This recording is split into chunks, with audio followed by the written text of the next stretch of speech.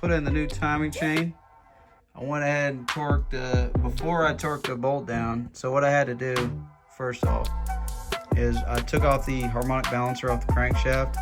I lined the notch up with the bottom timing chain sprocket, and then I had to basically have the chain on once I put this one in. The book says to put this one on first and then hammer this one, lightly hammer this in with the brass drift, like once you put it on the notch all the way back with the chain on, because you don't want to put this gear on and this gear on and then try to put the chain on, because you're not going to be able to get it on because it's that tight, right? There's a little bit of give in it, but it's not enough to get it over the sprockets. But the book says to hammer this one in, to put it in once you hammer it in. But what I did was I just hammered it, brass drifted this one all the way in, and then I just strung the chain up with the gear not screwed in, and I put it to the camshaft itself. I lined up the notch and then I brass drifted this one in. I actually put a socket just to knock it in evenly, just enough to get enough thread on this one so I could screw it the rest of the way in. So I hammered it in a little bit, and then I just torqued it down to 48 foot-pounds because the book says between 40 and 51 foot-pounds. So I just went to 48 and I called it good. All right. Now, so now that's in and it's looking good. Like, it's got good tension. It's not misthreaded. The dots are lined up dot to dot right there. Yeah. Next thing I need to do is I need to put on the timing chain cover and the water pump that I had sitting over there waiting. And then I tell you, we are going to get to these lifters here pretty soon. We're about to do that here in just a little bit. But for now, we're going to work on that. I might even try to see if there's some way I can mask this stuff off, kind of right here, you know, so I can hit up the spray paint on the water pump. But I'll see once I get that bolted up, see if that's going to work out okay.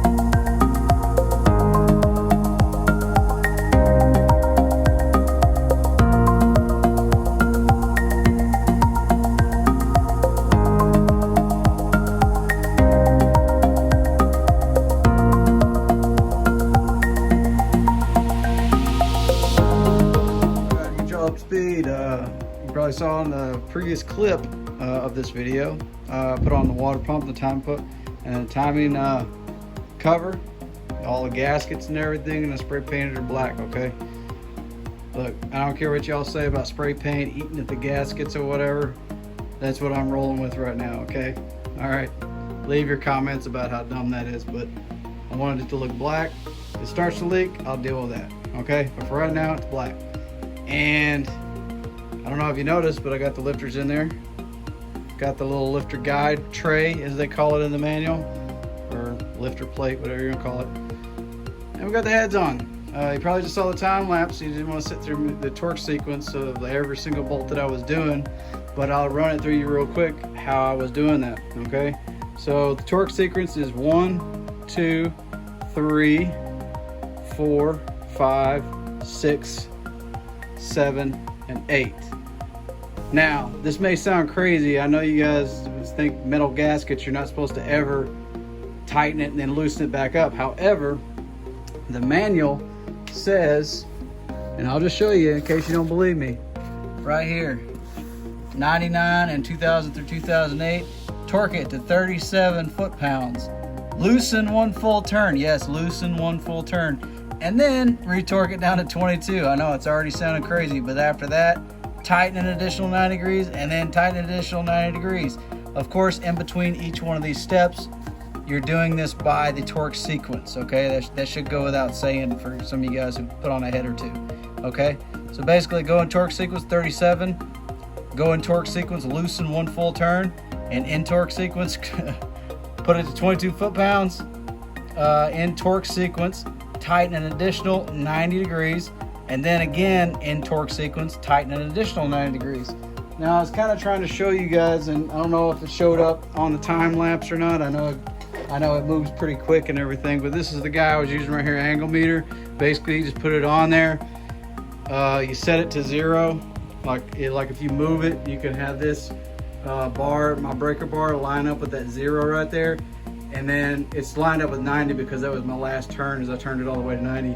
And then you hold that little black bar right here, and as you turn it, just keep that dial steady and you can see your 90 degrees. Now, other people, they don't use an angle meter and don't like to be that precise.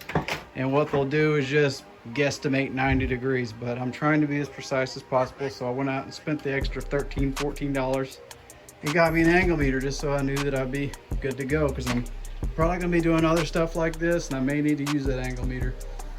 And maybe other engines may not be as forgiving as this one, or maybe I got the one that's not forgiving. I don't know, but either way, we got the heads on and they are torqued down to torque specifications with that crazy torque sequence. Not really the sequence, but the steps.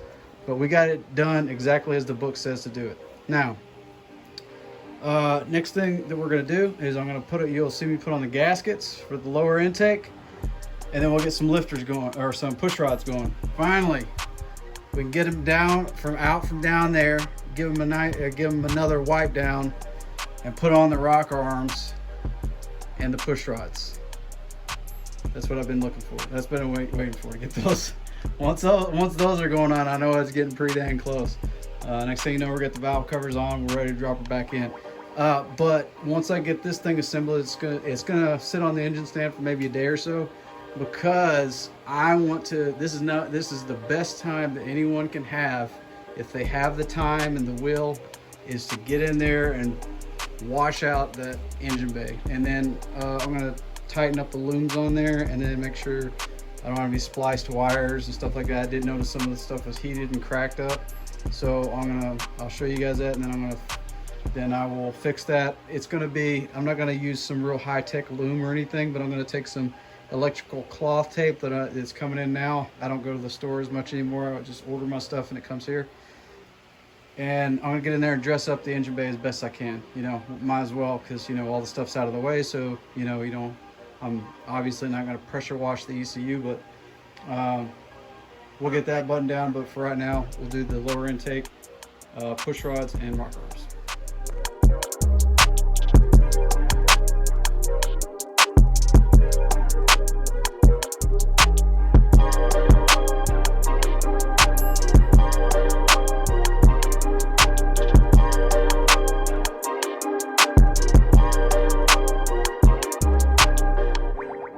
All right, boys and girls, we are missing something here. Let's see. Here they are. Valve covers. All right, went ahead and mocked them up. Got the gasket all nice and neat. Notice there's a little valley down through here. Notice that I have it over here to the outside edge. I don't have it shoved in there in the middle one, or in the inner one, in the little inner groove. It's on the outer groove here, and it fits in kind of like a little Ziploc baggie. Just go all the way around. Make sure that it's fully seated before installation, during installation, and then you check after. Before, during, after. Because you put this in there, and as you're handling it, it pops out of there. Little thing will just go boop and pop out of there. You just got to keep checking it, and as you set it in there and start torquing these bolts down to the specified torque, this thing could come unseated. So you got to make sure that it's not getting mashed, and there's not, after you torque these bolts down, there's not like a little edge poking out here. Then that means you have to take the bolts out, or untorque them and or probably take the whole valve cover off and readjust the gasket. Another thing that can cause it, as I was going along, you probably noticed these little honeycomb looking things. Basically, that's where the head and the lower intake manifold meet, right here. And as you can probably already see, that thing is going to be prone to leak if you don't put some RTV in it. That little spongy honeycomb looking thing is to aid the RTV to fill in these little gaps, and as you torque it down, it'll keep that RTV in there and keep the RTV steady, because you need to RTV 2 spots on each head, on each valve cover gasket. Right here, I'm probably gonna put a little bit right here. The manual didn't say so, but I just see like a little machined edge. I'm gonna go ahead and put a little dab right there, but you want to put some RTV right there and right there on both sides, and on this valve cover as well. So right there and right there, and that's where those little honeycomb deals are right here. That's where they're going to be at, and you're going to have RTV on that, just so you know what that is. Yeah, so that's what the book says. As I said, like a 1/4 inch bead or whatever, and then be checking the gasket and make sure it hasn't popped out as you're handling it, and as you're torquing the bolts down.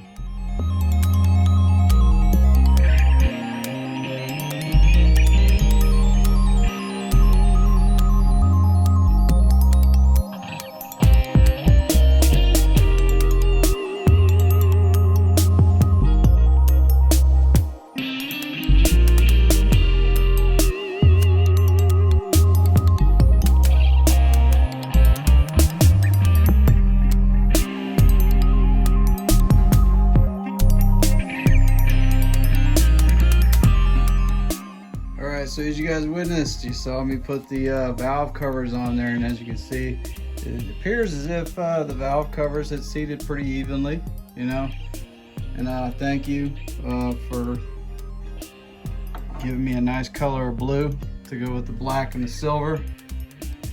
Didn't even mean for that to happen. It seems like it highlights it all right. I don't know, maybe it kind of sticks out a little bit, but yeah, that's good. Oh, and also you saw me flip her over and go ahead and throw that Felpro oil pan gasket in there. It just happened to be blue too. I didn't pick the colors. That's just the way they came. A lot of this right here, we're getting into that last 10%. This is all the fun stuff you see, like when you're just bolting on stuff and engines coming back to what it used to look like and everything. It looks like it's ready to go back in right now, but it's not. Because we have little things like this, like PCV valve grommet, right? We got oil filter. That sounds easy enough, right? But then you got these fittings right here that I got the cam sink that I got to put in there and attach to the oil pump, because otherwise the oil pump ain't gonna move. All right, and the engine ain't gonna run either, because it ain't gonna be sinking the cam. Look at all those little bolt holes that need stuff to go on them, right? I got all this extra AC engine mounts, things like that, little pulleys and things like that I'm gonna put on it. Some of the stuff, I may save, like starter. I'm gonna wait till I'll put it in there before I deal with that. I'll probably go ahead and throw on the coils, spark plug wires and stuff like that. Of course the engine mounts, I'll put those on. Go ahead and put this coolant hose attachment on there. When I go to put the engine in and attach it to the transmission, I'll have that down there while I'm stabbing it. I'm going to wait for the upper intake. I'm going to put that on once I get it in there, you know, for clearance purposes and things like that, so I don't damage anything, you know, or reduce the risk of that.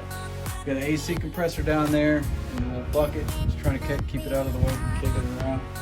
I'm going to put that in once we actually get it in there, because it's going to be a lot easier to finagle the hoses, because those are really brittle hoses. They don't bend like all the other ones do.